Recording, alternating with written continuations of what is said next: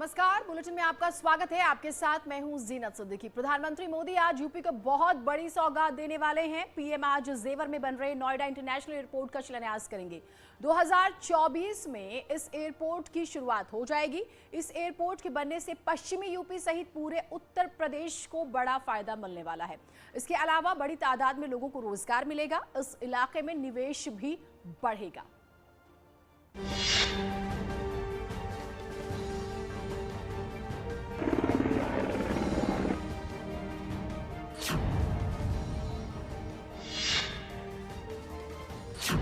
प्रधानमंत्री नरेंद्र मोदी आज जेवर में बन रहे नोएडा इंटरनेशनल एयरपोर्ट का शिलान्यास करेंगे। रोही गांव में पीएम इस एयरपोर्ट का शिलान्यास करेंगे। ईंट रखकर एयरपोर्ट की आधारशिला प्रधानमंत्री रखेंगे। कार्यक्रम में सीएम योगी मौजूद रहेंगे। साथ ही पश्चिमी यूपी के सारे बड़े बीजेपी नेता भी कार्यक्रम में मौजूद रहेंगे। बताया जा रहा है कि सुबह 11:50 पर प्रधानमंत्री मोदी जेवर हेलीपैड पर पहुंचेंगे और दोपहर 12 बजे कार्यक्रम स्थल पर पहुंचेंगे। एशिया के सबसे बड़े जेवर एयरपोर्ट का शिलान्यास करने प्रधानमंत्री नरेंद्र मोदी और उत्तर प्रदेश के मुख्यमंत्री योगी आदित्यनाथ जेवर पहुंचेंगे। सबसे पहले हम आपको तस्वीरों में वो भव्य पंडाल दिखाना चाहेंगे जो पूरी तरीके से सज गया है। यहाँ पर प्रधानमंत्री नरेंद्र मोदी जनसभा को संबोधित करेंगे और ये पंडाल जो है 12,000 स्क्वायर मीटर में बनाया गया है। जेवर में बन रहा एयरपोर्ट एशिया का सबसे बड़ा एयरपोर्ट होगा। 2024 में यहाँ पहली उड़ान भरेगी। बताया जा रहा है कि 6200 हेक्टेयर में ये एयरपोर्ट बनेगा। एयरपोर्ट को बनाने में 30,000 करोड़ की लागत आएगी। एयरपोर्ट में कुल 5 रनवे होंगे। साथ ही 5 साल में 6 लाख लोगों को रोजगार मिलेगा। 2022 से पहले यूपी के लिए आज बहुत बड़ी सौगात मिलने वाली है। जेवर में एयरपोर्ट बनने से न सिर्फ एनसीआर को विकास के पंख लगेंगे बल्कि पूरे उत्तर प्रदेश को इसका लाभ मिलेगा। एयरपोर्ट के बन जाने से पश्चिमी यूपी में भारी निवेश की उम्मीद जताई जा रही है। हिमांशु शुक्ला, न्यूज़ 18, जेवर। तो जेवर के बीजेपी विधायक धीरेन्द्र सिंह ने जेवर एयरपोर्ट के लिए सीएम योगी को शुक्रिया कहा। मुख्यमंत्री योगी ने समय समय पर किसानों से बात कर जमीन अधिग्रहण का रास्ता साफ किया।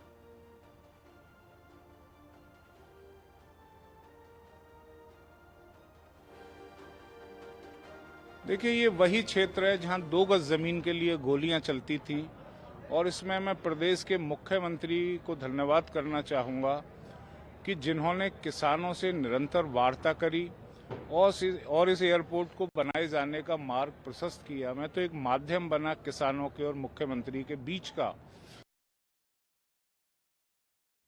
तो जेवर एयरपोर्ट की सौगात आज मिलने वाली है और दिल्ली एनसीआर में दूसरा बड़ा इंटरनेशनल एयरपोर्ट हो जाएगा। ये आईजीआई एयरपोर्ट के बारे में आप जानते हैं। और देखिए, ये एक बहुत बड़ा कारण भी रहा था इसकी देरी का।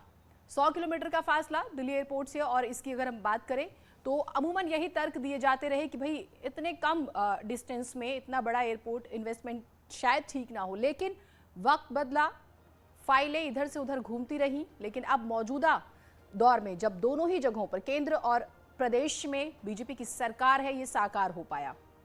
और ये वाकई हकीकत है। आपने सुना विधायक को, जमीन अधिग्रहण एक इतनी बड़ी चुनौती थी, उससे निपटना ही सबसे बड़ी उपलब्धि हो गई। और वो जो लोग जो राजी नहीं हो रहे थे, उनको जिस तरह से मुआवजा दिया गया, भरोसे में लिया गया, और उसके बाद 5 गांव खासतौर से जो इसके जिनकी ज़मीनें अधिग्रहित हुई हैं वो खुश हुए, उनकी ज़िंदगी बदली। और अब आसपास के लोगों को भी आप समझ सकते हैं इस चीज़ को कि जब इन्वेस्टमेंट आता है, इस तरह की बड़ी डेवलपमेंट होती है, तो आसपास के लोगों की ज़िंदगी भी बहुत तब्दील हो जाती है। मेनका चौधरी हमारी सहयोगी जेवर से जुड़ी है, पवन भी हमारे साथ, हिमांशु भी, यानी कि न्यूज़ 18 की पूरी टीम वहाँ पर मौजूद है।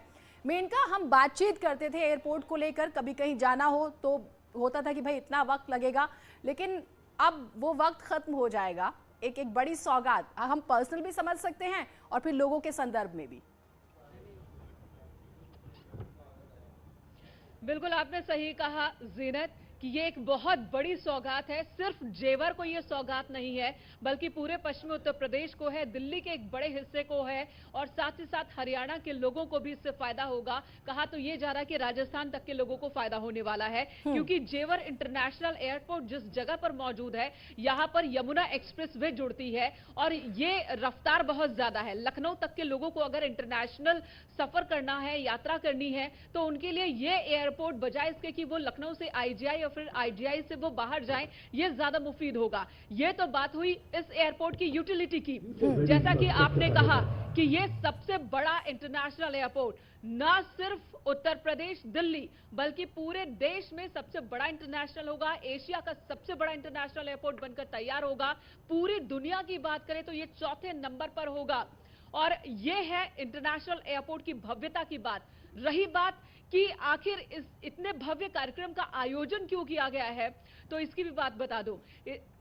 दावा यह है बीजेपी का कि 2 से 2.5 लाख लोग यहां आएंगे। 1 लाख लोगों के बैठने की व्यवस्था की गई है, लेकिन 2 से 2.5 लाख लोग आने वाले हैं। पश्चिमी उत्तर प्रदेश में यह सबसे बड़ा प्रोग्राम है बीजेपी का।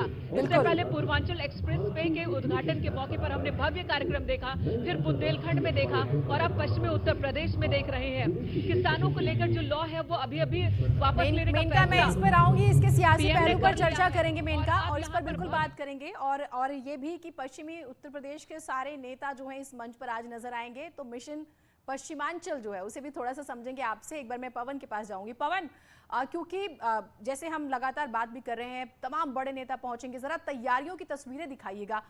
एंट्री को लेकर मैनेजमेंट किस तरह का किया गया है, सुरक्षा व्यवस्था के क्या इंतजाम है, अमूमन रूट डाइवर्ट किए जाते हैं जब इस तरह का बड़ा प्रोग्राम होता है, जरा बताइएगा किस तरह से वहां पर तैयारियां हैं।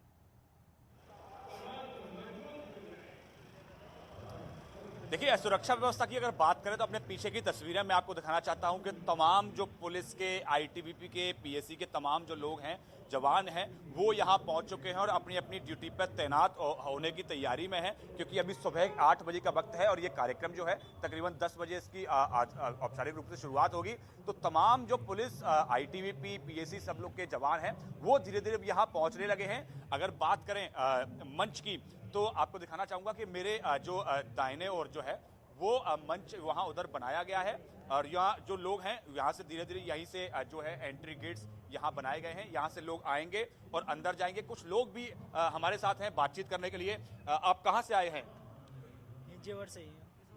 आप जेवर से आए हैं। आज प्रधानमंत्री आ रहे हैं यहाँ जेवर एयरपोर्ट का शिलान्यास करने, क्या कहना चाहेंगे आप? हमारा सौभाग्य है कि प्रधानमंत्री यहाँ पर आ रहे हैं, बहुत खुशी है। वर्षों से एक मांग चल एयरपोर्ट की, बहुत सारे लोग कह रहे थे कि बनेगा, लेकिन आखिरकार वो दिन, इससे क्या फायदा होगा इस क्षेत्र को? रोजगार मिलेगा हमको, बहुत अच्छी कन्वेटी मिलेगी, बहुत अच्छा हमें लग रहा है। आप कहाँ से आए हैं? जी, किशोरपुर गांव है, जेवर से ही है। यहीं से हमारी जमीन पे जो एयरपोर्ट बन रहा है, ठीक, वही। तो इस जब अगर बिल्कुल पवन, हम समझ सकते हैं। और एक और बहुत शहरी महत्वपूर्ण चीज होती है कि कई हमारा बार जो लोग जो है ग्रामीण कैमरे के मंडियाँ, सामने थोड़ा सा जो झिझकते गाँव हैं है, बोलने से, गाँव लेकिन जो हमारे अब शहर उनसे है, जब आप नॉर्मल बात करेंगे तो खूब खुल के बातें करते हैं, वो पूरे किस्से बताते हैं, कैसे 25 साल पहले से हम सुनते आ रहे हैं, हम बहुत छोटे थे, आज हम इतने बड़े हो गए, देखिए साकार हो रहा है। मेनका, अब हम थोड़ा सा सियासी पहलू पर बात करते हैं। जैसे आपने शुरू भी किया था, कृषि कानून वापस होता है, उसके बाद ये दूसरा एक बड़ा स्टेप माना जा रहा है। और सही बात है, पूर्वांचल में पूरी एक्सरसाइज हमने देखी, उसके बाद हमने बुंदेलखंड भी देखा और अब पश्चिमांचल। अब सवाल तो यही है कि क्या बीजेपी की उड़ान सफल हो पाएगी? बिल्कुल, ये बहुत बड़ा सवाल है, क्योंकि 2017 की हम बात करें तो यहाँ 135 जो सीटें हैं, अगर पश्चिमी यूपी की बात करें तो उसमें 100 से ज्यादा सीटों पर बीजेपी ने कब्जा किया था। लेकिन कहा यह जा रहा है कि किसान बिल को लेकर और कई और वजहों से पश्चिम उत्तर प्रदेश के जो लोग हैं, खासकर जो किसान, वो लोग नाराज बीजेपी से, तो उनको मनाने के लिए एक बड़ा फैसला लिया गया, बड़ा कदम उठाया गया सरकार की तरफ से कि जो कृषि कानून, फार्म लॉ, उसे वापस लेने का फैसला लिया गया। कैबिनेट से मंजूरी भी मिल गई है। और अब देखिए, जेवर इंटरनेशनल एयरपोर्ट के जरिए ये संदेश देने की कोशिश हो रही है कि जो इलाका जेवर, जो कि उपेक्षा का शिकार रहा, वहां पर इतना बड़ा मुमकिन है, इतनी बड़ी परियोजना मुमकिन है और उससे गिनाए जाएंगे फायदे कि फायदा किस तरह से यहाँ के आम लोगों को पश्चिमी उत्तर प्रदेश को होने वाला है वो फायदे गिनाए जाएंगे। और इसका अंदाजा आप इसी बात से लगा लीजिए कि आज यहाँ पर मंच पर, जो मंच मेरे पीछे आपको नजर आ रहा है, उस मंच पर लगभग 1 दर्जन कुर्सियां रखी गई है। प्रधानमंत्री नरेंद्र मोदी और सीएम योगी आदित्यनाथ इसी मंच से जनसभा को संबोधित करेंगे। सामने जो कुर्सियां हैं, 1.5 लाख लोगों के बैठने की व्यवस्था की गई है। 2.5 लाख लोग पहुंच सकते हैं, ऐसा दावा बीजेपी की तरफ से किया जा रहा है। सुरक्षा पुख्ता इंतजाम है और यही संदेश देने की और एक शक्ति प्रदर्शन कह सकते हैं आप, पूरी तरह से बीजेपी ने तैयारी कर ली है कि इस मौके को एक मास्टर स्ट्रोक की तरह इस्तेमाल करना है।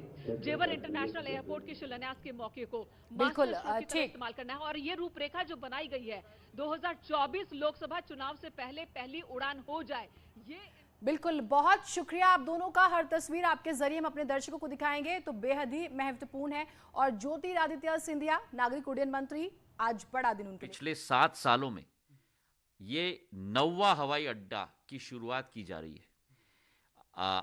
9 हवाई अड्डे कुशीनगर के साथ बन चुके थे। ये 10वां हवाई अड्डा का भूमि पूजन किया जा रहा है और अति शीघ्र वही उत्तर प्रदेश में हम लोग 17 हवाई अड्डे अकेले देखेंगे। जिस उत्तर प्रदेश में केवल 25 गंतव्य स्थानों तक विमान की सुविधा प्राप्त होती थी, आज के दिवस पर 80 स्थानों तक ये वायु सेवा की सुविधा प्राप्त हो रही है जनता को। मतलब 3.5 गुना वृद्धि हो चुकी है। और ये सब अगर संभव है तो प्रधानमंत्री जी का संकल्प, प्रधानमंत्री जी का लक्ष्य, और वो लक्ष्य और संकल्प है कि उड़े देश का आम नागरिक और यातायात की प्रजातंत्रीकरण और यातायात की लोकतांत्रिकरण, इस संकल्प को साकार करके प्रधानमंत्री जी ने देश की जनता को समर्पित किया है।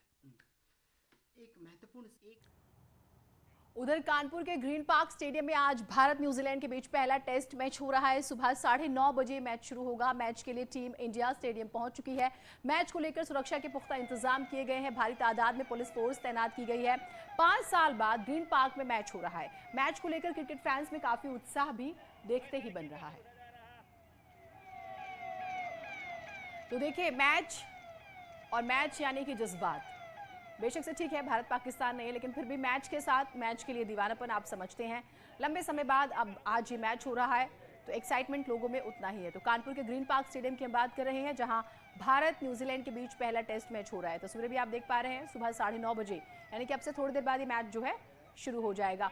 सौरभ हमारे साथ, हमारे सहयोगी जुड़े हुए हैं। सौरभ, जरा बताइएगा वहां पर किस तरह की तैयारियां बाहर भी लोगों के लिए, क्योंकि एक्साइटमेंट की जब हम बात करते हैं और मैच को लेके तो सभी जानते हैं। देखिए जीनत, जाहिर तौर पर 5 साल के बाद मेजबानी का ग्रीन पार्क को मौका मिला है टेस्ट क्रिकेट का, और यहाँ पर जिस तरीके से जो दर्शक हैं उनमें बेहद उत्साह है, क्योंकि एक बड़ा क्राउड आ रहा है जो अपने फेवरेट खिलाड़ी को देखने के लिए लगातार सुबह से आ रहा है।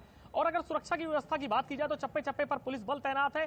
चारों जो आसपास जितनी भी बिल्डिंगें हैं वहां पर पुलिस बल तैनात है। साथ ही साथ सीसीटीवी से नजर रखी जा रही है। और हमारे साथ वो दर्शक हैं जो सुबह से काफी दूर से घरों से निकले हुए हैं और वो यहाँ पर अपने फेवरेट खिलाड़ी को देखने आए। क्या नाम है आपका? मोहम्मद अनस। अनस, किस खिलाड़ी को आज देखने आए हैं और कहाँ से आए हैं? सूर्य कुमार यादव को देखने आए हैं। हाँ। हम चौबेपुर से आए हैं। हाँ। और सुबह से उत्साहित हैं कि विराट कोहली तो आए नहीं है, बहुत उनको फेवरेट प्लेयर है, जर्सी भी पहने उन्हीं की नाम की। ये अच्छा, रोहित ठीक है। अच्छा, आप किस प्लेयर के फैन है सर? मैं तो थाला भाई का फैन था, लेकिन वो रिटायरमेंट ले लिया है। और विराट कोहली सर से आए नहीं है, तो मैं भी कितना उत्साह है आज के मैच को लेकर? लंबे बहुत ज्यादा है। मैं बहुत दिन से इंतजार कर रहा था।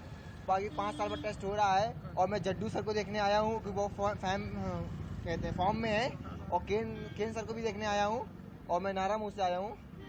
ठीक, कितने बजे सुबह से आज एक्साइटमेंट की तस्वीरें भी हम आप तक पहुंचाएंगे। सौरभ, बिल्कुल आपका बहुत शुक्रिया, ये तस्वीरें आपने हमारे दर्शकों तक पहुंचाई हैं। अब कुछ सियासी खबरों की भी बात जिस तरह से हम लगातार करें, हर खबर पर हमारी नजर रहेगी। एक छोटा सा ब्रेक ले रहे हैं।